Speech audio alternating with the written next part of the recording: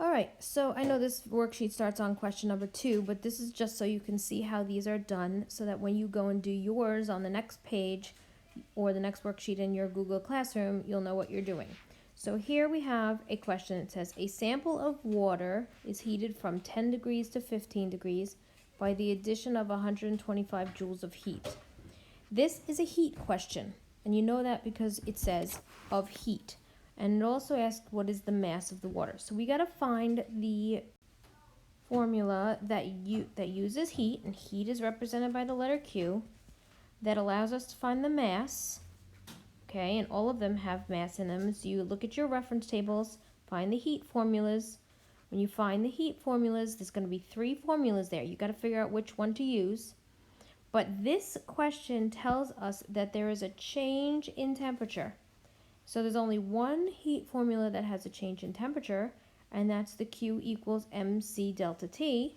So we're going to go ahead, we're going to write down that formula.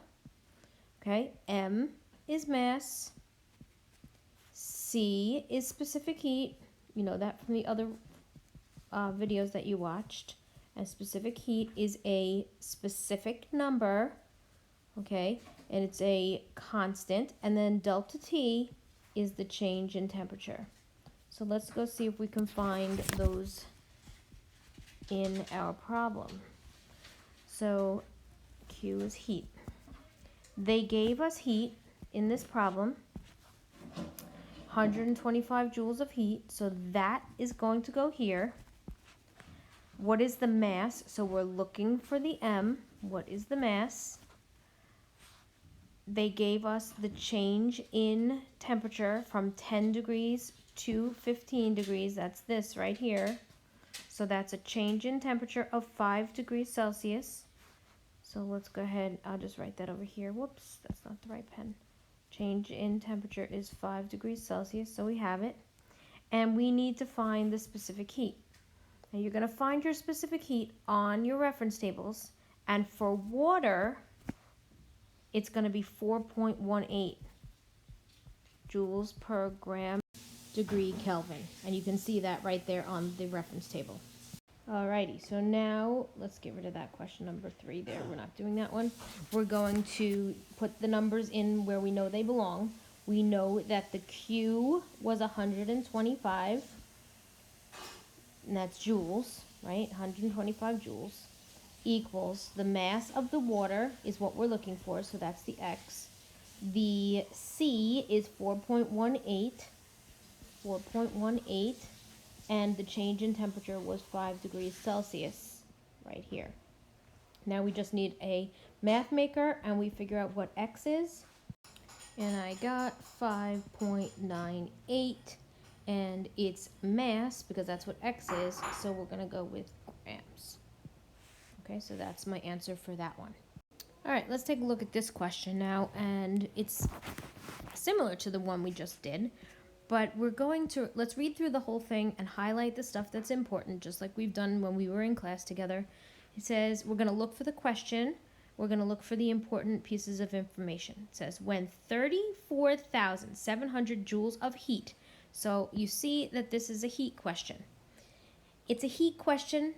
So I know that I'm going to need one of my three heat formulas. And the heat formulas, again, are on table T. You can find them on the back of your reference table. So let's see which one we're going to need. Continuing to read.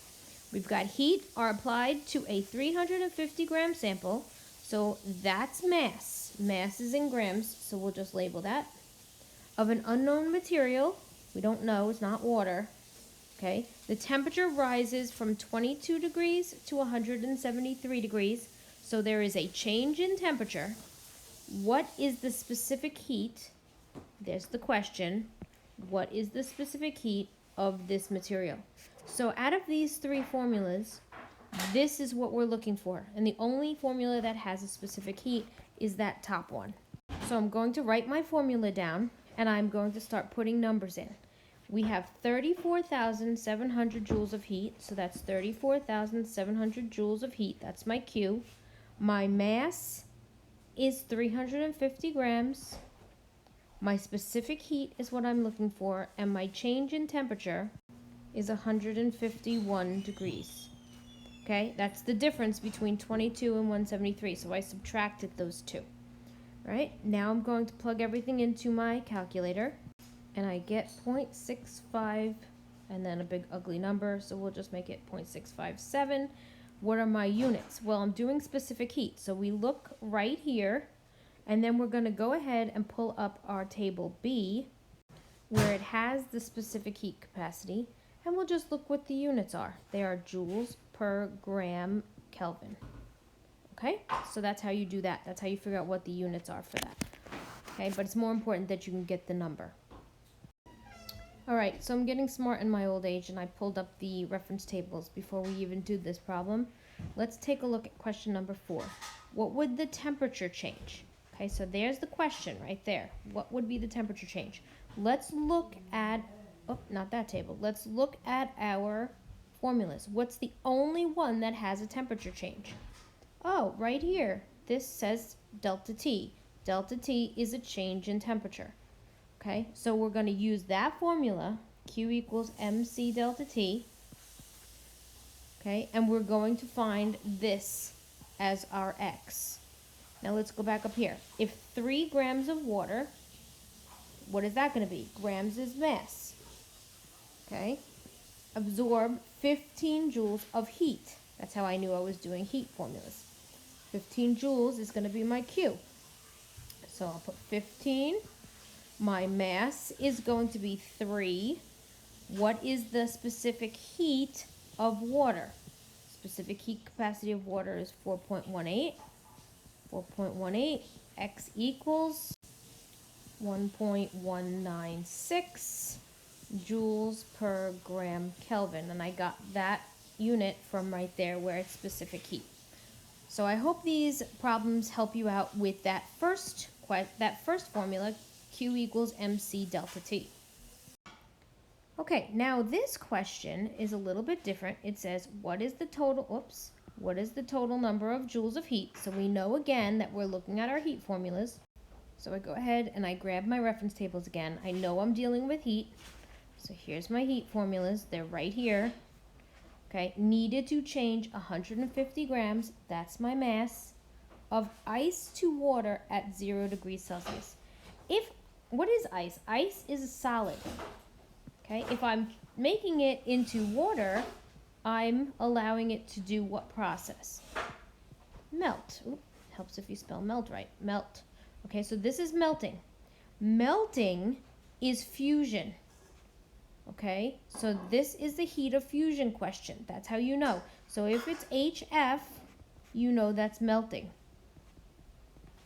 And there's no temperature change when it's melting. Going back to our phase change diagram, where is it melting? It's melting right here. It's going from a solid to a liquid. And if you have a solid to a liquid, there's no change in average kinetic energy. No temperature change. So we can't use this one. Okay, we're going to use HF. So now let's go back and write our formula down. I'm going to take a pen. Let's do it in green. Q equals MHF. We know that the M is 150. We know that the HF is a constant. And we're going to go ahead and pull that off of that chart, 334. And we're going to find Q. Q equals 50,100 joules, because heat is always given to us in joules. All right, next question. What is the total number of joules of heat? So we're looking for Q again.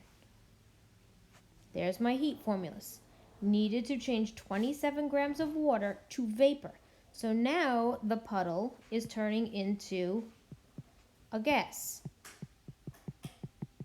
See, there's my gas, okay? That's vaporization. I am vaporizing, I'm turning into a gas. So now we're going to use this formula, Q equals mHV. Q is my heat, M is my mass, HV is my constant, heat of vaporization. You'll notice that it takes a lot more heat to vaporize than it did to melt. Right? It takes 2,260 joules to vaporize, to turn into a gas, 1 gram of water, where it only took 334 joules to melt water. All right, so let's go back and we see that's 27 grams. That's mass. 27 grams. Heat of vaporization was 2260. And we can figure out Q. These are nice and easy. And you end up with 61,020 joules. Just plug those numbers into your calculator. Make sure you clear everything out before you plug them in so you don't get the wrong answer. If you were asked for kilojoules, just for fun, if you have 61,020 joules, how do I get it to kilojoules? I have to divide by 1,000 or move the decimal 3 places to the left. So let's get another color. And if the decimal is here, we're going to move 1, 2, 3 places. So we're going to have 61.02 kilojoules of heat. Smiley face, because we did it. Okay, all right. Hopefully these questions help you out on the next worksheet. Go ahead and try some on your own, and go back and watch me again if you need more help.